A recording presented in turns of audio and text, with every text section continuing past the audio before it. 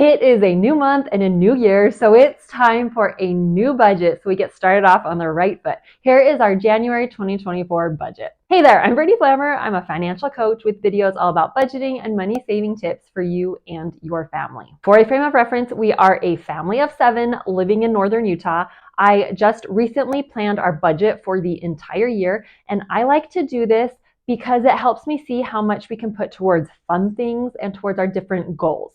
If you want to check out that video, I'll have it playing at the end up here, or I'll put it in the description box down below. Otherwise, I'm going to go ahead and open up my spreadsheet. And this is a template that I like to use, but you use whatever works for you, whether it's a spreadsheet or a budgeting app, whatever works for you is the best. Starting with income. Now, I do work now, but most of our married life, I stayed at home with kids and my husband works. We've always lived off of his income. So his income for the month will be $5,866. This is take-home pay. This means this is what's actually deposited into our account. We don't have any retirement taken out of this, but we do have taxes and health insurance taken out. It's a little bit easier for us because he's salary, so we know exactly what he's going to make. If you have inconsistent income, it's a little bit trickier, but if you need help with that, I'll put a link down below. I do one-on-one coaching as well as group coaching, and I can help you with that. So I mentioned I do work. My coaching business does make money, but we try to live off of my husband's. And then anything I make has always been extra, either fun money to go towards vacations, or right now we're putting it towards paying off our house, our mortgage early. So I don't plan on anything because we live off of his income. And then what I make is just extra. And then also interest, we do have a lot of money in online savings accounts. With rates right now, we are earning a little bit of interest, which is technically income. Now, I don't include it here because I don't plan our budget off of it. Whatever we make, I just put towards either our emergency fund or our vacations. And so I don't plan it for our monthly living expenses. So total take-home pay is just under $6,000 for the month. I do a zero-based budget, which means that we want all of our money out to be equal to this $5,866. That doesn't mean we have no money left at the end of the month. That just means we're planning and telling all of our money where to go. So we're going to pay our expenses and put money into savings, and then we want it to all equal out to zero. So we start with tithing or a donation. We tithe, we pay 10% on our gross income. Then we also do a little bit of fast offering and some humanitarian aid, but I make it all in one payment. So I just call it tithing. Off of my husband's income, that ends up being around $900. So then we move on to expenses. I call them the boring bills. They're like the ones necessary to live, our shelter and housing and all those things. And then I move on to the ones that are a little bit more fun because I have a lot more control over them. So our mortgage is fixed, $1,332 for the month. Our natural gas, we pay monthly. It's $142 a month. Once a year, they check it and adjust, and we just pay the same every month until they adjust. Our city bills, $110. It's usually about $110, except for in the summer, it goes way up. Life insurance, this is my term life insurance, $11.10 for the month. Our car insurance, it fluctuates a few dollars, but we do pay it monthly. We don't get a discount for paying every 6 months. They let us pay monthly. So it fluctuates a few dollars, but it's usually around $106. And then our phone bill, this is mine and my husband's. We have phones, $30 for the month. We just pay, we're added on to another family member's line. So that we just pay her our 2 lines. And then my daughter has a phone, but we decided to go with Mint Mobile. So we paid for her phone up front out of our kids' extracurricular expenses, which you'll see in a minute. So we don't have to pay that for a while. Internet's fixed at $62. Gas, $250 for the month. Now, for January, we don't have any holidays where we're traveling. So I probably could lower this, especially with the price of gas has gone down. So I probably could lower it, but my daughter is also starting tournaments for volleyball. We'll have to drive. I can't remember if it's 1 or 2, so I just decided to leave it at $250. That should be safe. Piano, we have 1 child doing it for $50 a month. Preschool, we have 1 child in for $125 a month. Groceries, this is where we get to the ones where I have a lot more control over. $675 for the month. I mentioned we're a family of 7. I get asked all the time how we live on this for groceries. This also includes our toilet paper and paper towels, all of our consumables. I have some video tips and tutorials. Basically, I cook all of it. We do homemade food. We We don't buy anything that's like pre-packaged or already prepared. I cook most everything from scratch.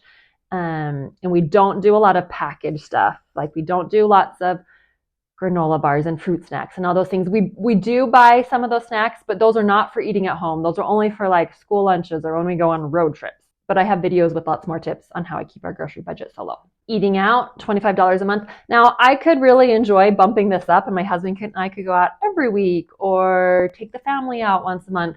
But I would rather put that money towards traveling or vacation with our family. So this is me and my husband going out once or twice a month. Miscellaneous, always good to have a miscellaneous because there's random stuff that always comes up. We just do 25. Entertainment, 25. This means once in a while we can go do something fun with the kids. Kids money, this is we pay our kids to do their jobs. Some jobs they just have to do because they're part of our family, but we also will, if they mark off their charts and get everything done, we will pay them money, and then they have to buy some of their own stuff. So if everybody did every job every single day, it would be more like $70 for the month, but most of them don't mark it off. So 50 is more realistic. And then babysitting, $25. So total expenses is $3,073 for the month. Then moving on to debt. We don't have any debt, but I like to keep this here. The template comes with, I want to say 6 or 8 spots, but you can add or delete them. I just like to keep it there to show you. We do use credit cards, but we pay them off every month. So if I had a balance on our credit card, I would include that balance right here, and my budgeted amount would be the minimum amount. And then I'd go in and see what I could throw at it to get rid of that debt. But then moving on to our savings or sinking funds, this is what I like the annual budget for because it helps me figure out how much we can do for each month. Emergency fund, ours is fully funded, so we're not adding anything to it. My husband's fund money and money for his bike maintenance, that's $50 a month. And if you look over here, all of these ones with an asterisk next to them means they're automatically transferred. So I like the annual budget because I figure out how much we can afford, and I like to set it up so it's automatically transferred. It's the same every month, and I don't have to think about it or do anything. The money automatically goes out of our checking account into a savings account, so we have that money set aside. And then at some point, if I need to change it, I can always stop the auto pay and auto transfer and adjust it. But this way I don't have to think about it. So my fund money is $25 for the month. Our life insurance, this is for my husband's life insurance. We just pay it once a year. So it ends up being $68 a month. House maintenance, just for fixing what breaks and wear and tear on the house, $125 a month. Vacation, $150 a month. House updates, this AKA the garage we're building, we have $150 a month going towards that. Extra mortgage payment, we're not putting anything out of our monthly budget, but like I said, whatever I make, we'll put towards that. Clothing, $75 for the month. Gifts, $25 for the month. This is a great example. I probably won't need to purchase any gifts in January. We don't have any weddings. We don't have any bridal or baby showers I know of. We don't have any birthdays. But we just spent most of the money in our gifts category for teacher gifts. So it'll accumulate. So by the end of this, by the start of summer, we'll have enough money to pay for our teacher gifts and any other gifts that we need for showers or weddings, things like that. Medical, $100. Once again, we don't plan on using this anytime soon. We just want to build it up so that when we need it, we've got it. Car expenses, this is just regular maintenance on our car, the wear and tear for the year. Christmas, $50 a month. Kids extracurricular, $175. So we've already paid for volleyball for the year. We've already paid for soccer through spring. We don't need any right now, but we will in a few months need a good chunk. So I like putting it away now so that we've got it. And then my Roth IRA we put $400 into. My husband's Roth IRA we put $400 into. And see, we have $25 left over. So I want it to be equal to 0. So I have $25 I can put towards something. So I am going to add this to groceries. So I'll change that to $700. And then I'm going to come down here and under groceries, I'll type $700. And then every time I go to a grocery store, every time I buy anything out of this category, I'll type it here. So let's say I go to Walmart and spend $50. It's going to do the math for me and tell me how much I have left to spend. You can do this with as many categories as you want. Groceries is the biggest one for me. And then in an ideal world, I would update our budget for December on the last day of the month. So December 31st, I would go over our December budget and then plan our January budget, and I would know exactly how much we already have in these. But since I'm filming this, I'm doing it a few days before January starts, so we still have time left in December to spend money. So I don't know the beginning balance on all of these yet. As soon as I'm done, I will pull up my December budget and I'll copy the end balance, put it in the beginning for January, and I'll know exactly how much I have to spend in each category. If you want to see my annual budget and the template I use, check out the video right up there. Otherwise, make sure you're subscribed, hit the bell so you get notified of my new videos. Thank you so much for watching. I'll see you in the next video.